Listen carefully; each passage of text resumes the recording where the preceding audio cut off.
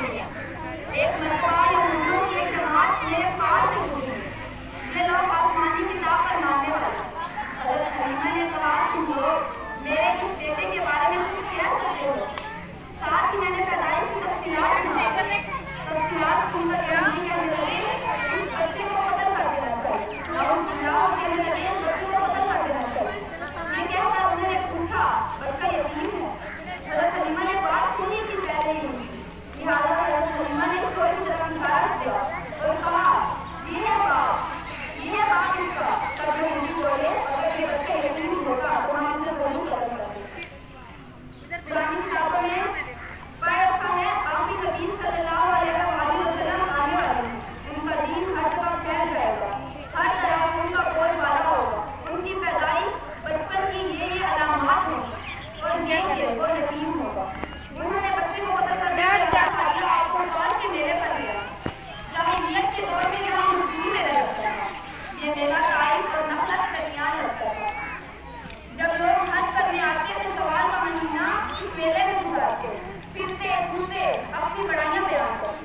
हलीमा सादिया हज़रत मोहम्मद सल्लल्लाहु अलैहि वसल्लम को लिए बाजार में घूम रही थी कि एक काहिन की नजर पड़ी जिसे आप सल्लल्लाहु अलैहि वसल्लम में नबूवत की तमाम अलामात नजर आती। उसने पुकार कर कहा, इस बच्चे को मार डालो। पुकार कर कहा, इस बच्चे को मार डालो। हलीमा उस काहिन की बात सुनकर घबरा गई और जल्दी से उस जगह से भाग गई। इस तरह अल्लाह ताला ने हुजूर की हिफाजत फरमाई। मेले में जो लोगों ने कानून की आवाज सुनी, इधर उधर देखा, इस बच्चे को कत्ल करने को कहा गया, उन्हें कोई बच्चा नजर न आया। अब इन लोगों ने उस कानून से पूछा, क्या बात है, किसको कत्ल करना है? इस पर वो कानून बोला, मैंने अभी एक लड़के को देखा है, माबूदों की कसम, वो तुम्हारे दीन के मानने वालों को कत्ल करेगा, तुम्हारे बुतों को तोड़ेगा और तुम सब पर भारी पाएगा। ये सुनकर लोग तलाश में दौड़े, लेकिन नाकाम हुए। निगाहे इश्क मस्ती में वही अव्वल वही आखिर, निगाहे इश्क मस्ती में वही अव्वल वही आखिर, वही बुरा वही बुरा वही यासीन वही ताहा।